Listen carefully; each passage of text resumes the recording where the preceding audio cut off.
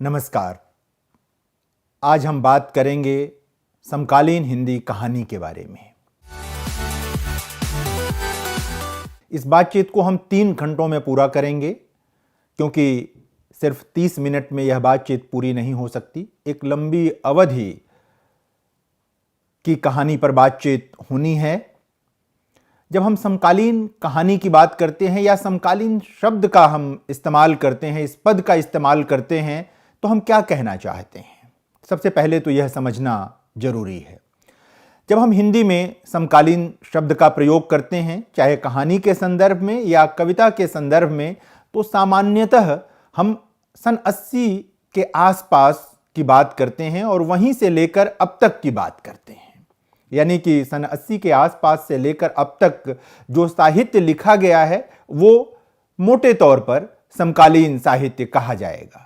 वैसे अध्ययन की सुविधा के लिए समकालीनता के अंतर्गत कई बार आज़ादी के बाद के साहित्य को भी कई जगहों पर शामिल कर लिया जाता है। लेकिन आज की बातचीत में हम जब समकालीन हिंदी कहानी की बात कर रहे हैं तो हम सन 80 और उसके आसपास जो कहानियां लिखी गईं और उसके बाद जो कहानियां लिखी गईं और आजकल जो कहानियां लिखी जा रही हैं उन पर बातचीत करेंगे। हमें यह भी देखना होगा कि कहानी की जो पूरी प्रक्रिया है क्या वो हर कालखंड में एक जैसी होती है? नहीं होती है। प्रेमचंद का समय अलग था।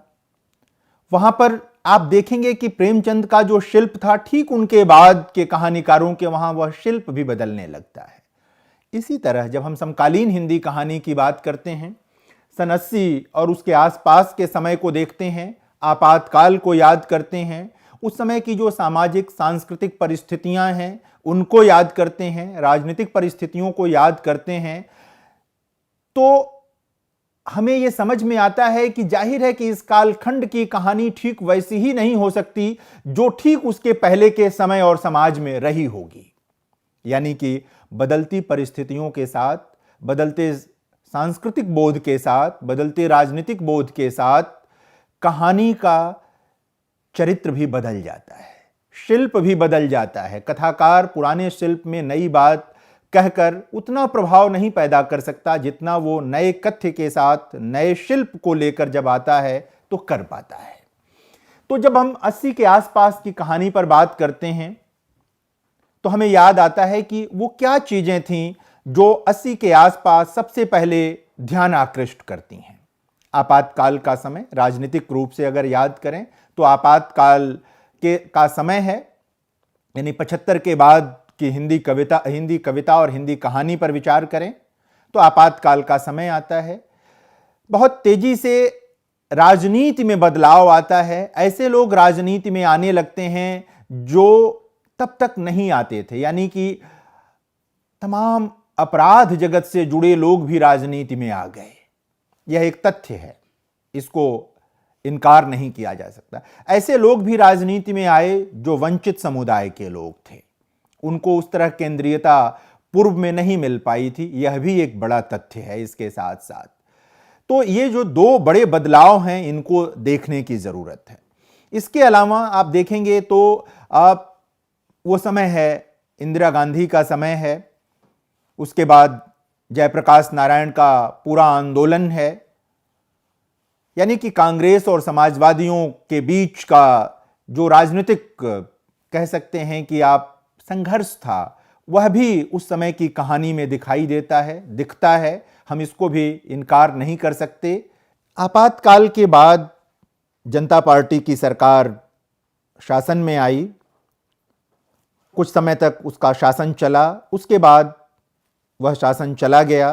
तो जब समकालीन हिंदी कहानी की बात करेंगे, उसकी प्रवृत्तियों पर बात करना चाहेंगे, तो हम इसे एक तरह से प्रस्थान बिंदु की तरह देखेंगे कि यह जो राजनीतिक घटनाक्रम है यह प्रस्थान बिंदु की तरह है।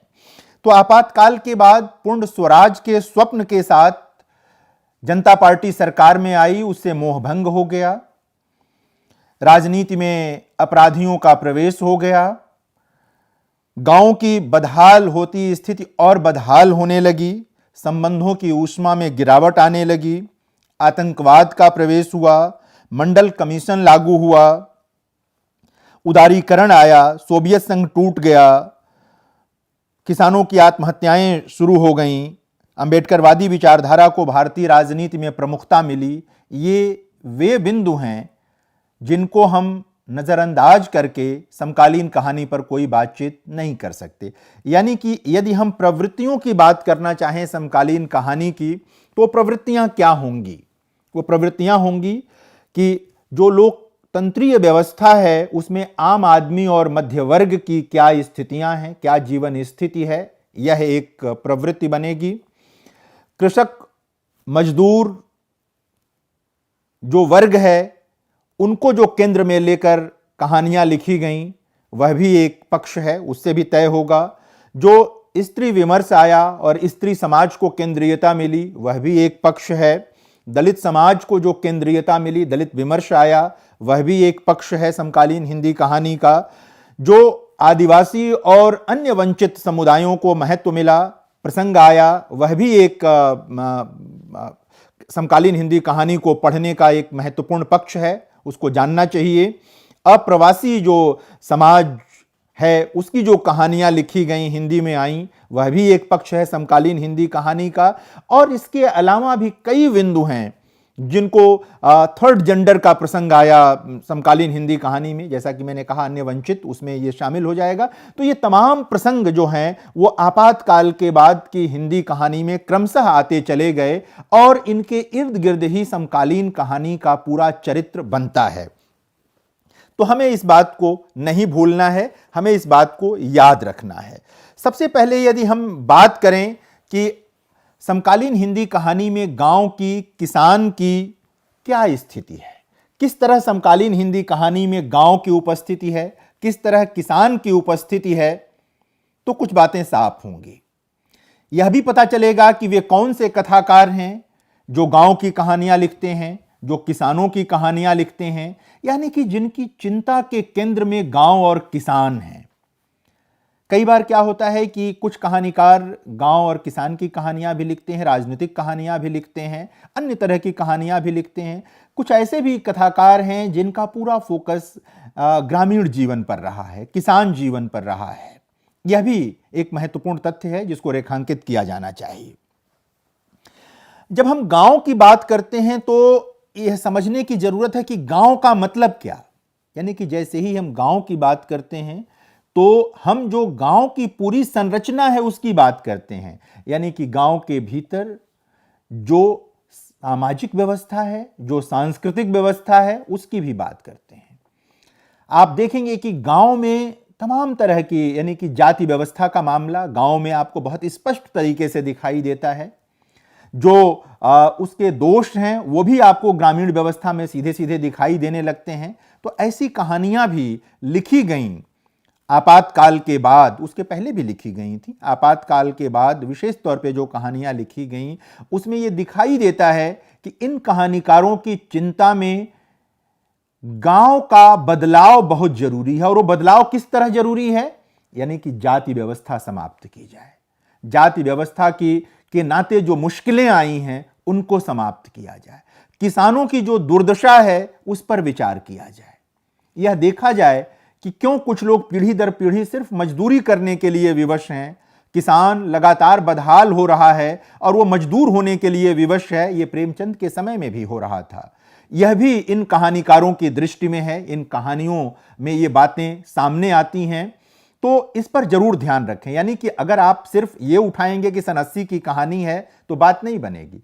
आप 80 के आसपास की प्रवृत्तियों को ध्यान में रखेंगे और कहानी पढ़ेंगे तो बात ज्यादा समझ में आएगी। यानी कि जब आप शिवमूर्ति जैसे कथाकार को पढ़ना शुरू करते हैं इसी दौर में तो आपको गांव ज्यादा समझ में आता है। आप जब संजीव जैसे कथाकार को पढ़ना शुरू करते हैं तो गांव ज्यादा समझ में आता है। लेकिन यहीं याद रखिए कि ये जिन दो कथाकारों का मैंने नाम लिया, ये 8वें दशक के ही एक तरह से कथाकार हैं। मुख्य रूप से इनकी पहचान 8वें दशक में ही बनती है। लेकिन इनसे पहले जो लोग हिंदी कहानी में आ चुके थे, वरिष्ठ कथाकार जिनको कहेंगे, वे लोग भी गांव से संबंधित कहानियां लिख रहे थे। यानी रामदरस मिश्र, विवेकी राय जैसे लेखक भी गांव की कहानियां लिख रहे थे। यानी कि जब आप समकालीन कहानी पर बात करें तो ऐसा न कर दें कि जो लोग 8वें दशक में आए, 9वें दशक में आए या आजकल लिख रहे हैं आप उन्हें ही मान लें। आप समकालीनता पर बात करते हुए इस बात को बराबर ध्यान में रखें कि वरिष्ठ पीढ़ी के लोग भी जब इस अवधि में लिख रहे हैं तो ऐसा नहीं हो सकता कि वे समकालीन प्रश्नों की उपेक्षा करके लिख रहे हों, यानी कि उनके लिखने को भी आपको ध्यान में रखना होगा। तो विवेकी राय, रामदरस मिश्र जैसे लेखक भी आपकी दृष्टि में रहने चाहिए। बहुत सारे लोग हैं, विजेंद्र अनिल, विजयकांत, सुरेश कांटक, शिवमूर्ति, मधुकर सिंह, मदन मोहन, संजीव, पुन्नी सिंह, मैत्रेयी पुष्पा, स्वयं प्रकाश, बटरोही, पंकज बिष्ट, मिथिलेश्वर, रामधारी सिंह दिवाकर, अरुण प्रकाश, महेश कटारे, जयनंदन, ओम प्रकाश वाल्मीकि, भगवान दास मोरवाल, सत्यनारायण पटेल, चरण सिंह पथिक, सुभाष चंद्र कुशवाहा, अरुण कुमार असफल, कैलाश बनवासी, मुरारी शर्मा, ये कई ऐसे नाम हैं, गौरीनाथ, ये ऐसे नाम हैं जिन्होंने आपातकाल से लेकर आज तक, मैं आज तक जब कह रहा हूं तो आज तक का मतलब आज तक के बीच में ग्रामीण जीवन से संबंधित कहानियां लिखी हैं, उसके कई पक्षों को उभारा और उकेरा है। तब कई बार क्या होता है कि जैसे ही ग्रामीण शब्द आता है लोगों के मन में कुछ आहा वाला भाव आ जाता है, कुछ ऐसा आ जाता है कि जैसे सब कुछ सुंदर सुंदर है। इन कथाकारों की कहानियों के पास जब जाते हैं आप तो आपको दिखाई देता है कि गांव आपकी कल्पना में जितना सुंदर है अपने वास्तविक रूप में उतना सुंदर नहीं है। वो वहां इंच इंच की लड़ाई है, वहां खेत की लड़ाई है, मेड़ की लड़ाई है, जाति की लड़ाई है, घर के भीतर तमाम तरह के संघर्ष हैं।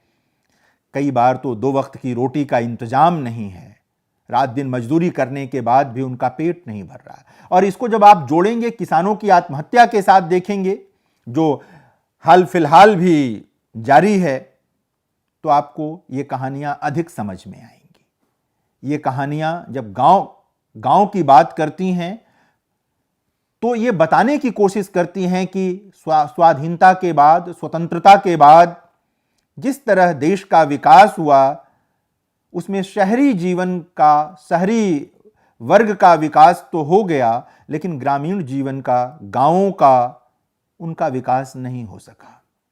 वंचना जिस रूप में गांवों से जानी चाहिए थी वो नहीं जा पाई। ये सभी कहानीकार इन बातों को उठाते हैं। स्त्री शोषण की मार्मिक कहानियां हैं ग्रामीण जीवन की कहानियों में, और अन्यान्य प्रकार से जो वो होता है उसको रेखांकित किया गया है इन कहानियों में।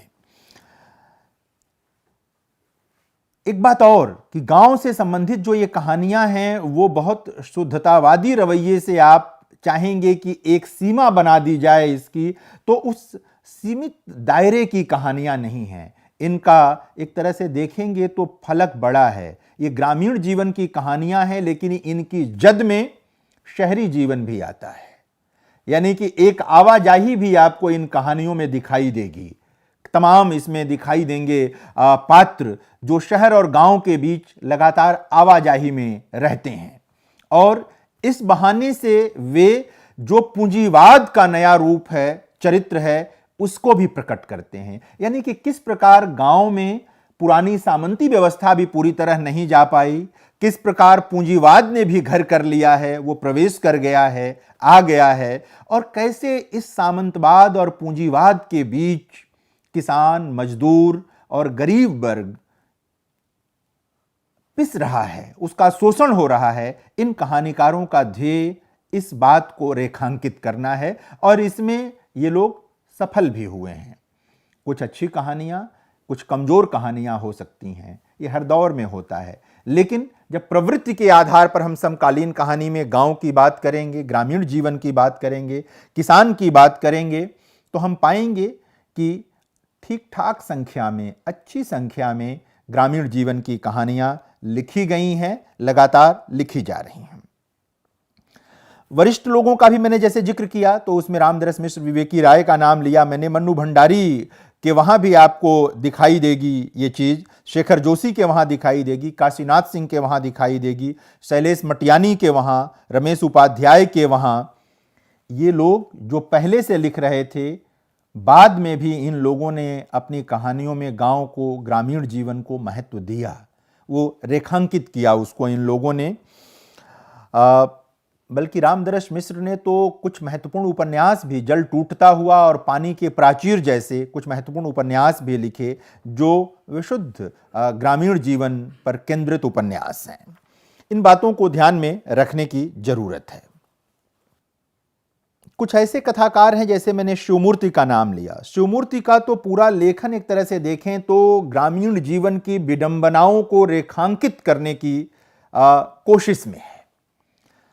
शिवमूर्ति लगातार ग्रामीण जीवन की विडंबनाओं को रेखांकित करते हैं, उसे उभारते हैं, और इस तरह उभारते हैं कि आप गहरी पीड़ा में चले जाते हैं, आप अवसन्न रह जाते हैं। उनकी कोई भी कहानी, केशर कस्तूरी, कसाई बाड़ा, तिरिया चरित्र, ये सब कहानियां जो हैं वो हिंदी में एक तरह से मील का पत्थर की तरह की कहानियां हैं। वो उपलब्धि की हैं हिंदी कहानी की। यानी कि अगर आप आपातकाल के बाद की हिंदी कहानी पर विचार करेंगे और ग्रामीण जीवन पर विचार करेंगे तो इन कहानियों को किनारे नहीं कर सकते, बल्कि इनके सहारे ही आपको आगे बढ़ना पड़ेगा। इसी प्रकार कुछ लोग हैं जो मार्क्सवादी विचारों से प्रेरणा ग्रहण करते हैं और वे वर्ग और जाति के बीच जो कह सकते हैं कि विमर्श है, उसको अपनी कहानियों में लेकर के आते हैं, उस बात को सामने लेकर आते हैं। सुरेश कांटक जैसे लोग, तो उस पर भी आपकी दृष्टि रहनी चाहिए। गांव की जीवन की कहानी लिखने का एक पक्ष और बढ़ा जब अंबेडकरवादी विचारधारा सामने आई है। वहां पर नए ढंग से जाति व्यवस्था को देखने का एक नजरिया दिखाई देता है, कहानियों में दिखता है वो। तो अंबेडकरवादी विचारधारा में ने भी ग्रामीण जीवन की कहानियों को समझने का एक नया सिरा दिया है। इसी प्रकार स्त्री विमर्श के आने के बाद भी ग्रामीण जीवन के भीतर की कहानियों में बदलाव दिखेगा। आपको मैत्रेयी पुष्पा की एक कहानी, बहुत चर्चित कहानी है फैसला, आपको बार बार याद आएगी। वो ग्रामीण जीवन की कहानी है और उसमें कैसे एक स्त्री अपने पति के विरुद्ध वोट करती है और वो एक वोट से हार जाता है। जो लगातार ब्लॉक प्रमुख होता आया है, वो शक्तिशाली है और एक वंचित वर्ग का व्यक्ति उसी वोट से चुनाव जीत जाता है। यह बदलते गांवों में स्त्री विमर्श के आने के बाद स्त्रियों की सोच में आए परिवर्तन का नतीजा है, जिसे मैत्रेयी पुष्पा की कहानी रेखांकित करती है। शिवमूर्ति की कहानियों का मैंने उदाहरण दिया। इसी प्रकार आप मधुकर सिंह की कहानियों को देखेंगे, इसी प्रकार आप सुरेश कांटक की कहानियों को देखेंगे, मिथिलेश्वर की कहानियों को देखेंगे, गौरीनाथ की कहानियों को देखेंगे, बहुत बाद में सत्यनारायण पटेल की कहानियों को देखेंगे, तो आपको वह गांव दिखाई देगा जो शायद छठे और सातवें दशक की कहानी में नहीं उपलब्ध था, नहीं दिखाई दे रहा था। तो समकालीन कहानी की पहली प्रवृत्ति के रूप में आप गांव की कहानियों को देख सकते हैं, ग्रामीण जीवन की कहानियों को देख सकते हैं और उसमें जो जो चीजें आई हैं उनको रेखांकित कर सकते हैं।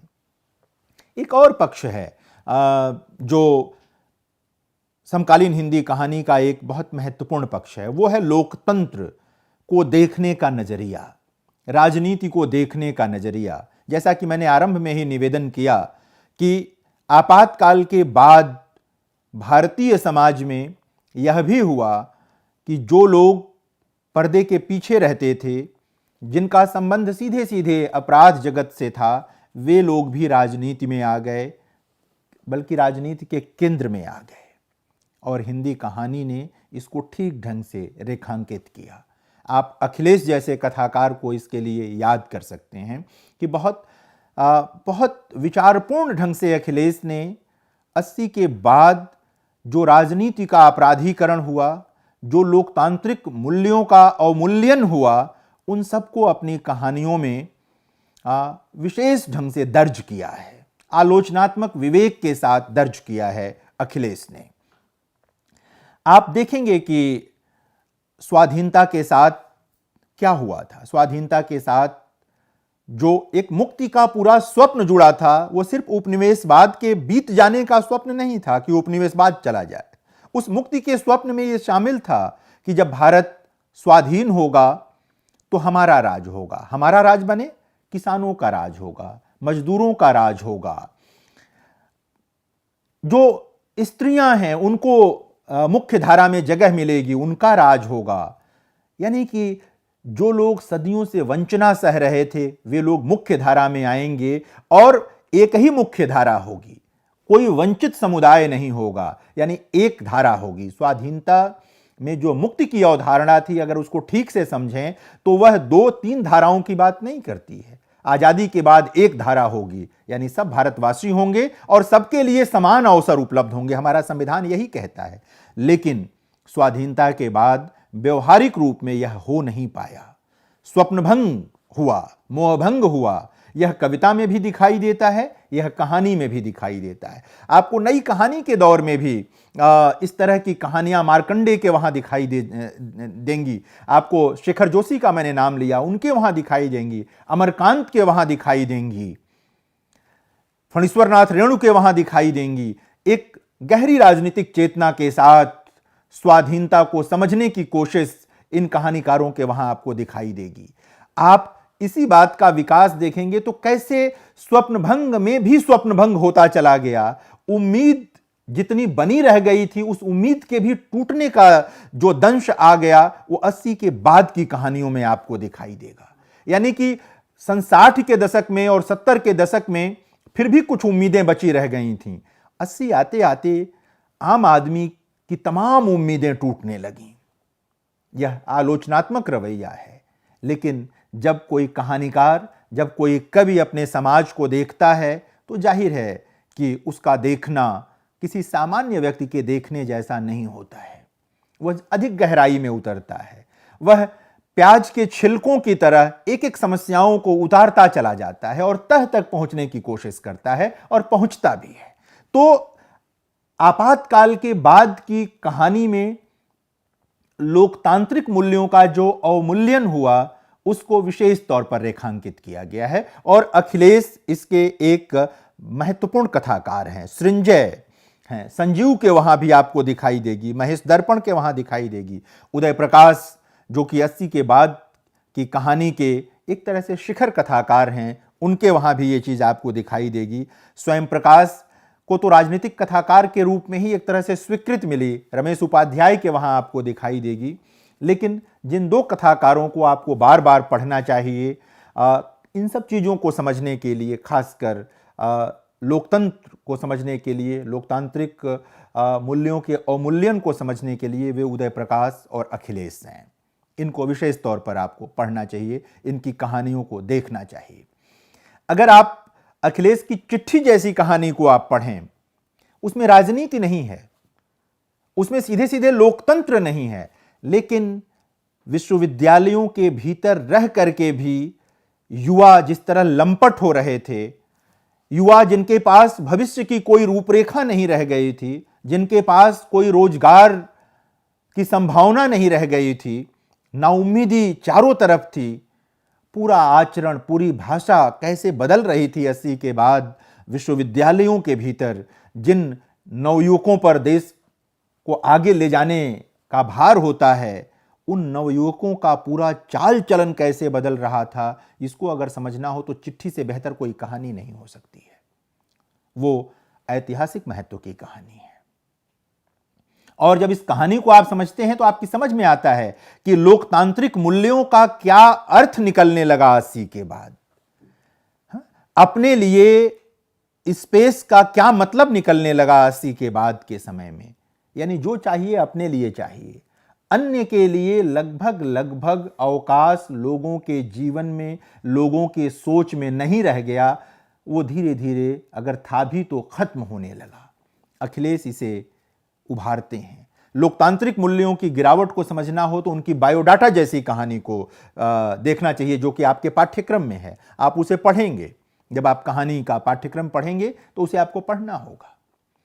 किस तरह सफलता केंद्र में आ गई है। जो निजी संबंध है, यहां तक पत्नी से जो संबंध है, वह भी इस रूप में है कि कैसे मैं उसको भुना लूं अपने राजनीतिक भविष्य के लिए। पत्नी की मौत हो जाए, उसको भी भुनाने की कोशिश। संबंधों की ऊष्मा एकदम खत्म हो जाती है। यानी कि हमें सफलता चाहिए, हमें पद चाहिए, इत्यादि इत्यादि का जो भाव है, और बहुत गहराई के साथ इन चीज़ों को अखिलेश लेकर के आते हैं और समझाने की कोशिश करते हैं। उनकी और अन्य कहानियों को भी आप देखेंगे अखिलेश की, तो आप 80 के बाद का जो समय है उसमें कैसे पारिवारिक मूल्य बदलने लगे हैं, आपको यह भी अखिलेश के वहां दिखाई देगा। प्रेम संबंधों में कैसे बदलाव आता है अखिलेश की कहानियों में, और उदय प्रकाश की कहानियों में आपको यह भी दिखाई देगा। रमेश उपाध्याय के वहां भी दिखाई देगा।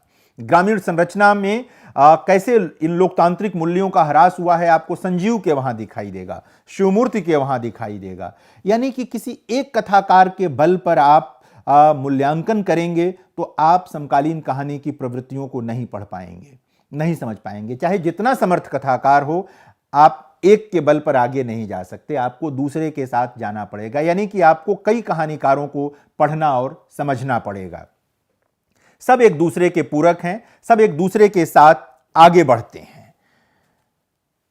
मुक्तिबोध अपनी कविता अंधेरे में तमाम तरह के जो प्रसंग लेकर आते हैं, आप देखेंगे कि 80 के बाद के समय में वो सब एकदम सत्य साबित होती दिखाई देने लगती हैं। मुक्तिबोध की कविता में जुलूस अंधेरे में चल रहा है, 80 के बाद वो जुलूस उजाले में आ गया। आपकी आंख में धूल झोंकने की कोशिश जो की गई सत्ता वर्ग के द्वारा, तमाम जो शक्तिशाली लोग हैं, पूंजीपति लोग हैं, उन सब के द्वारा कहानियों ने उनको पकड़ने की कोशिश की, रेखांकित करने की कोशिश की। और जो बड़ा रोल होता है, बड़ी भूमिका होती है साहित्य की, हम कहानी की बात कर रहे हैं तो कहानी की ही करें कि इस रेखांकन का उद्देश्य क्या है।